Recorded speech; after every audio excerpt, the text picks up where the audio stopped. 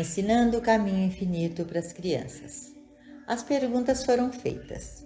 O que devemos fazer para ensinar esta verdade às nossas crianças? E às escolas de domingo? Eu responderei a última pergunta primeiro. No que diz respeito às escolas dominicais, é uma questão individual. As escolas dominicais não resolverão o problema do ensino, porque é duvidoso que alguém possa ensinar a uma criança um princípio de vida em uma hora e esperar que ela permaneça com ele. A verdade não pode ser ensinada em qualquer período de tempo definido.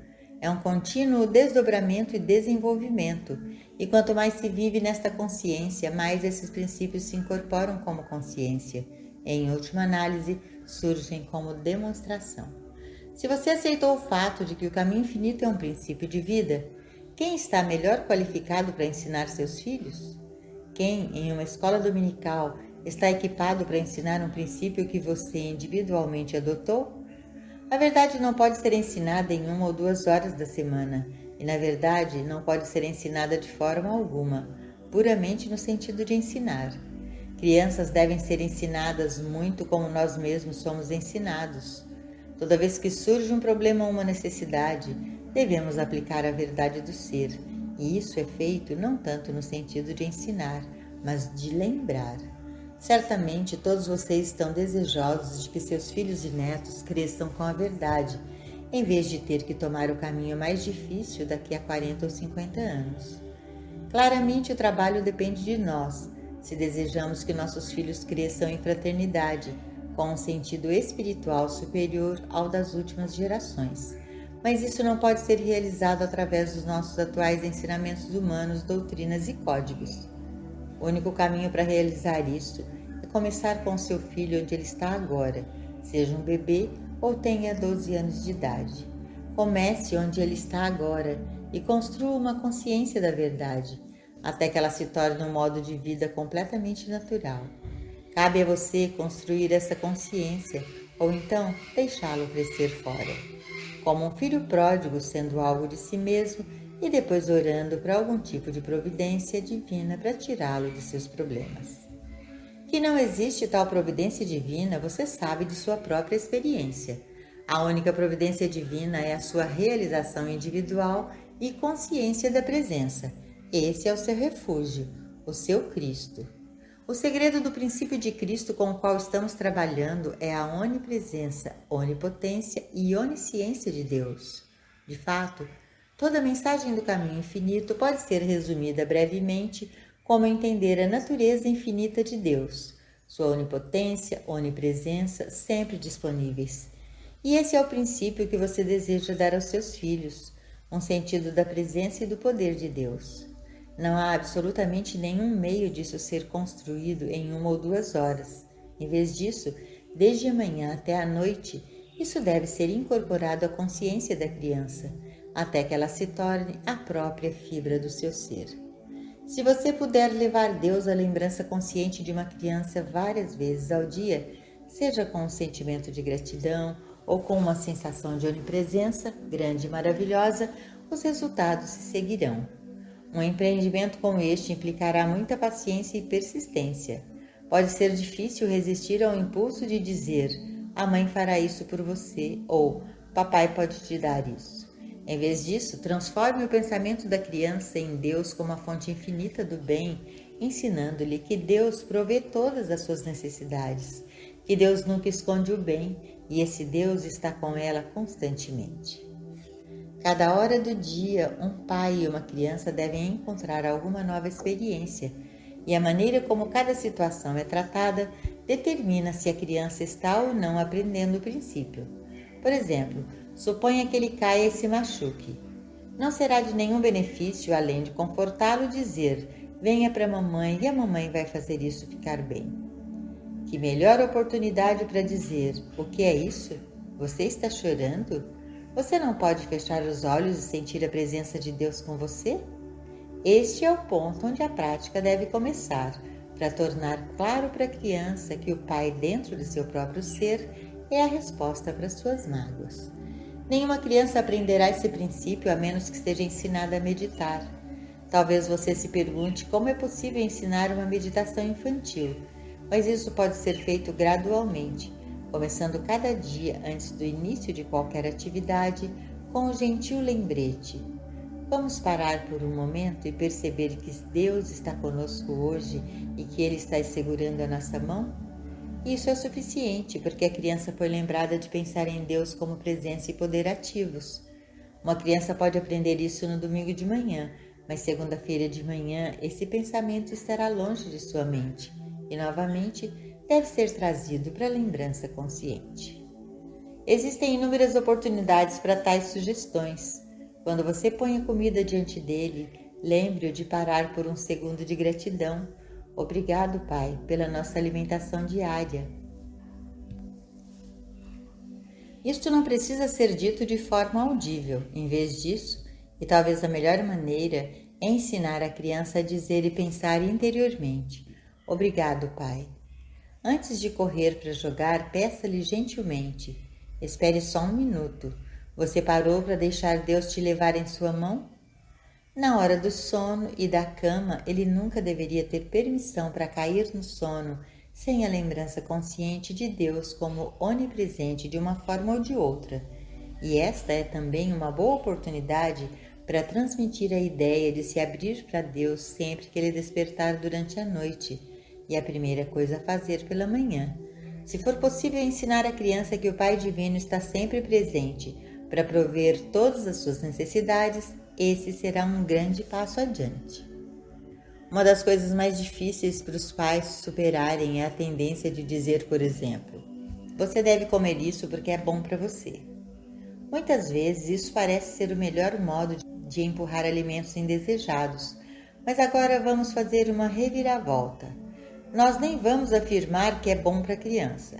Se nós mesmos chegarmos à convicção de que nada é bom senão Deus, certamente devemos superar a ideia de forçar uma criança para comer isso ou fazer aquilo porque é bom para ela.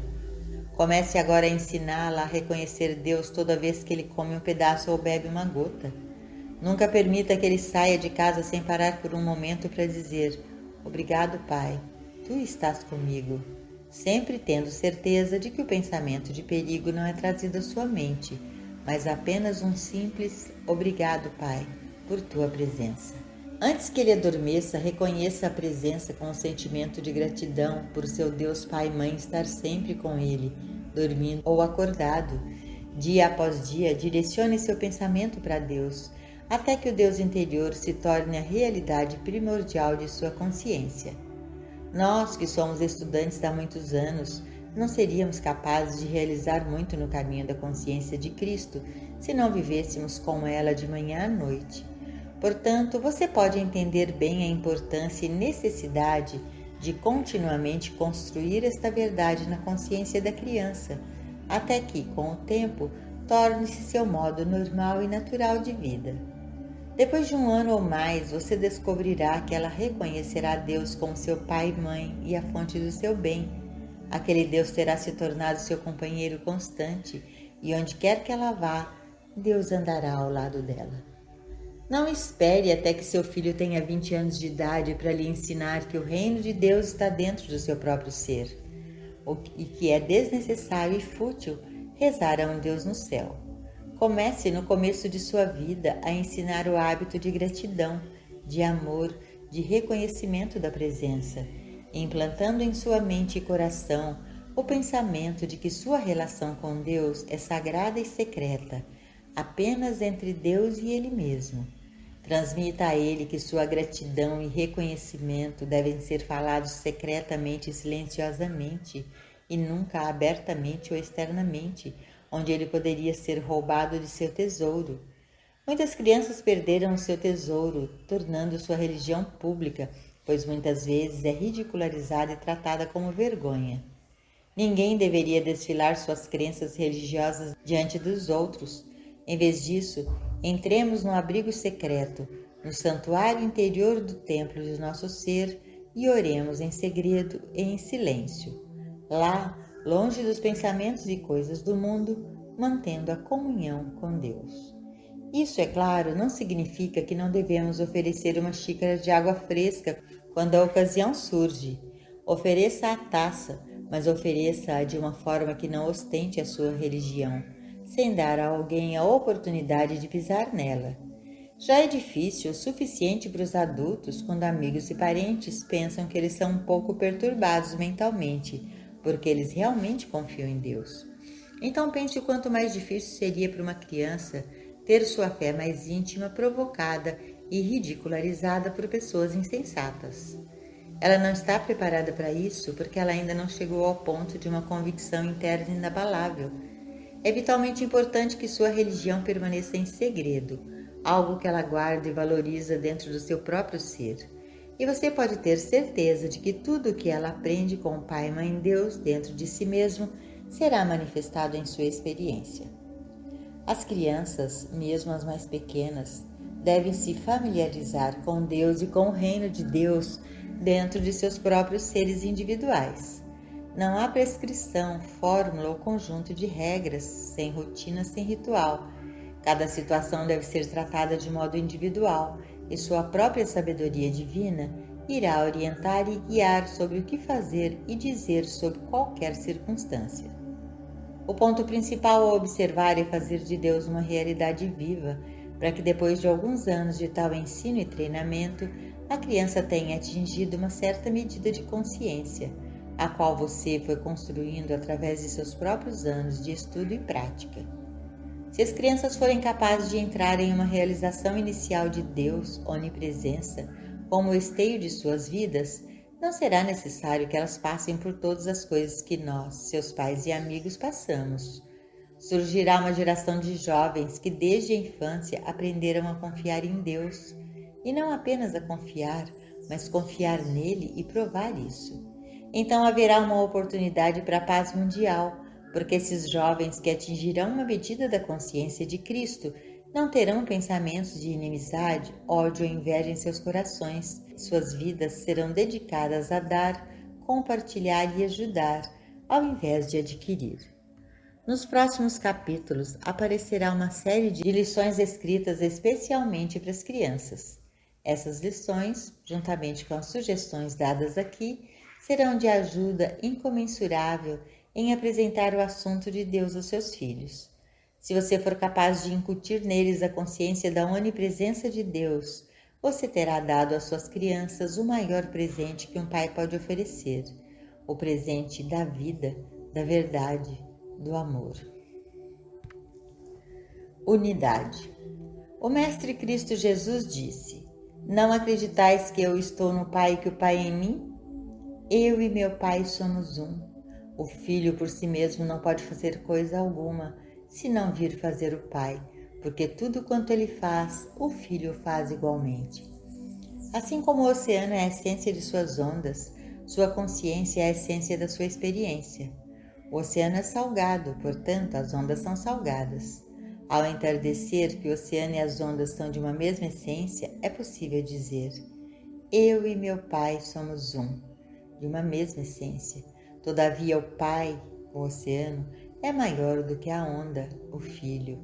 A onda, o Filho, por si só, nada pode fazer. É o Pai, o oceano, que faz as obras. Se o Pai é eterno, o Filho deve ser eterno, pois que poder poderia separar a onda do oceano ou o amor do Pai do Filho? Filho, tu estás sempre comigo, e tudo que eu tenho é teu. Se a essência, o Pai é amor, inteligência e espírito, o Filho deve ser da mesma essência. Onde a onda está, o oceano está. A consciência aparece como ondas, ondas de forma e variedade infinitas, como pessoas, árvores, montanhas, rios, animais, etc. Em nossa ignorância, acreditamos que podemos separar as ondas da consciência que as formou, conferindo-lhes entidade e identidade, julgando algumas boas, outras más, algumas doentes, outras saudáveis, enquanto na realidade o único e verdadeiro ser é um oceano de consciência, revelando suas características através de cada onda. Em nosso estado errôneo de consciência, nós destacamos uma onda e dizemos: isto sou eu. E nossas vidas são gastas atendendo atarefadamente às suas vontades e desejos, até que finalmente a onda passa pela existência morrendo. Consciência é a substância, forma e atividade de cada onda, E se a consciência é salgada, a onda deve ser salgada, pois são uma coisa só. Jesus ilustrou isso ao afirmar: aquele que me vê, vê aquele que me enviou. Toda a vida, amor, força e atividade residem em nossa consciência. A onda é apenas o instrumento através do qual essas qualidades são expressas e que mostra a glória da consciência. Cada um de nós deve se tornar um observador da atividade da consciência e não uma onda isolada com uma vida e mente próprias, mas devemos perceber que somos o oceano em manifestação. Quando olhamos para o oceano com suas ondas revoltas, nunca devemos ser tentados a dar poder ou atividade à onda. Nós apenas pensamos nisso como atividade do oceano, o todo contendo todas as ondas. Se pudéssemos olhar para a vida da mesma forma, nós veríamos tudo como atividade de Deus, a consciência. No momento em que pensamos no pequeno ego, estamos separando a onda do oceano e ilusão é acumulada sobre ilusão. Nós não oraríamos a Deus para remover a miragem no deserto ou para mudar a serpente de uma corda.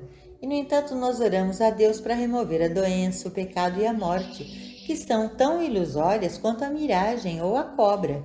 Sempre que acreditamos que somos ondas separadas com qualidades próprias, estamos em apuros, cercados de desarmonias e discórdias.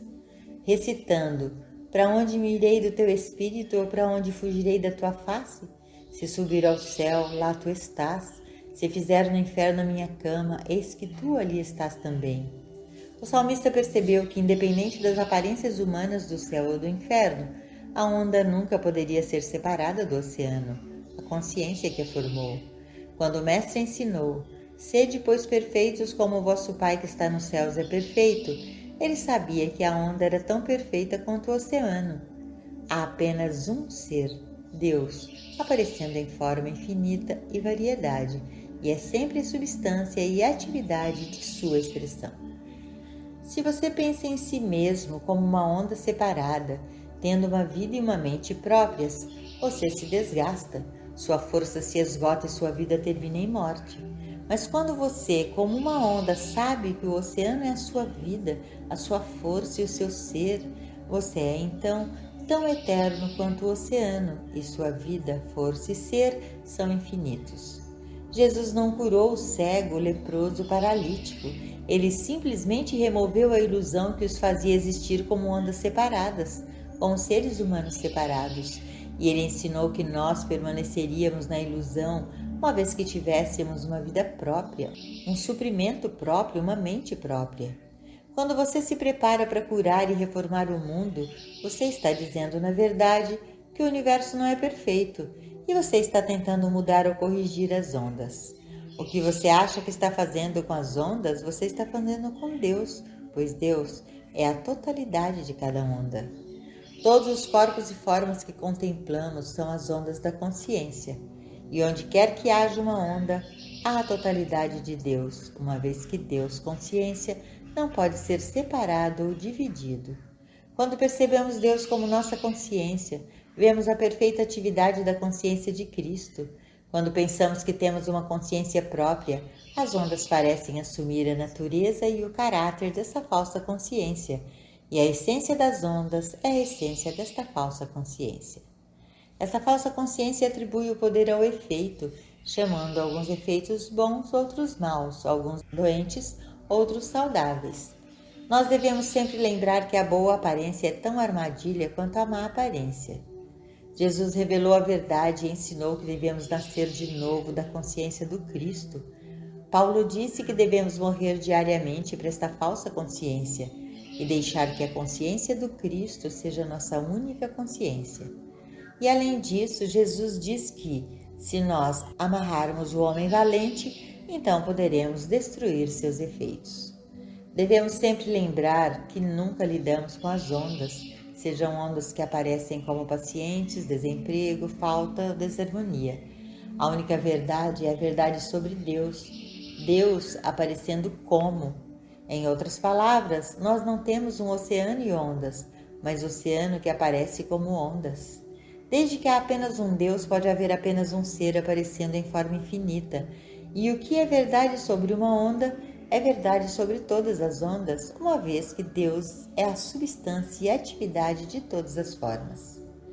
Nenhuma onda pode ter qualidades próprias. Sempre é o amor de Deus, a inteligência de Deus, o poder de Deus se mostrando através de cada onda. Dar poder suposto às ondas separadas do oceano é a causa de toda a ilusão. Deus está sozinho no mundo. Ele é o único ser. Não há outra entidade que se oponha ou desafie. Por isso Jesus advertiu-nos a concordar com nossos adversários, a não resistir ao mal, amar nosso próximo como a nós mesmos. Nós damos falso testemunho contra o nosso vizinho quando chamamos de bom ou mau ser humano, quando na verdade ele é o Cristo de Deus, é um ser espiritual. Jesus disse aos seus discípulos para não se alegrarem por terem poder sobre o mal, mas se alegrarem porque vossos nomes estão escritos no céu, alegrarem por conhecer sua identidade. Afetaria o oceano se uma onda desse um tratamento a outra onda? Não. Tanto o paciente quanto o praticante são falsas aparências. Tudo que a onda tem é dada pela graça, e quando entramos em uma quietude interior, somos inundados pela graça que anuncia: este é o meu Filho amado, sem começo, sem fim, já que novamente o que é verdade para uma onda é verdadeiro para todas as ondas. Essa percepção irá dissipar a ilusão instantaneamente, se a realização da verdade do ser for vívida o suficiente. Ou talvez tenhamos de voltar para o armário e fechar a porta muitas vezes para as aparências materiais. Devemos aprender a deixar o oceano cuidar das ondas, sem nos sentirmos chamados a corrigi-las ou reformá-las, porque o oceano e as ondas são um só, quer lhe demos um tratamento ou não. Podemos até nos dar um tratamento para que possamos estar em estado mais receptivo de consciência, para perceber que a perfeição é a realidade de tudo que existe. Mas permanece o fato de que o universo de Deus é o mesmo, antes e depois de um tratamento. A humanidade é esse estado de existência falsa em que acreditamos que temos uma consciência por nós mesmos. E é essa consciência que mostra o quadro humano falso que Jesus chamou de este mundo, e que nos últimos meses de seu ministério ele afirmou ter vencido. Nossa verdadeira consciência é a consciência de Cristo, e até chegarmos à sua realização, seremos continuamente jogados para frente e para trás, no mar ilusório da existência humana. O Mestre nos faz perceber que as discórdias do mundo, pecado, doença, morte, etc., existem apenas como uma falsa aparência, e que o pai deste universo é Satã, a quem ele chamou de mentiroso, pai da mentira ou das ilusões. Esse mentiroso nos faz acreditar que temos uma existência separada e à parte de Deus, um ser humano ilusório que parece ter nascido, vive uma existência limitada de tristezas e muito poucas alegrias, e depois morre. A loucura dessa existência humana deve nos levar ao reconhecimento de que, diante de um bem infinito, Deus, essas experiências nunca poderiam ser baseadas na realidade. Como uma onda poderia ser salgada e fresca? Como poderia o universo de Deus ser bom e mau, doente e saudável? No Gênesis, somos advertidos, no estilo alegórico, de que não devemos comer da árvore do bem e do mal, porque no momento em que temos uma árvore de opostos, temos um estado falso de existência. Devemos lançar o machado na raiz de tal árvore.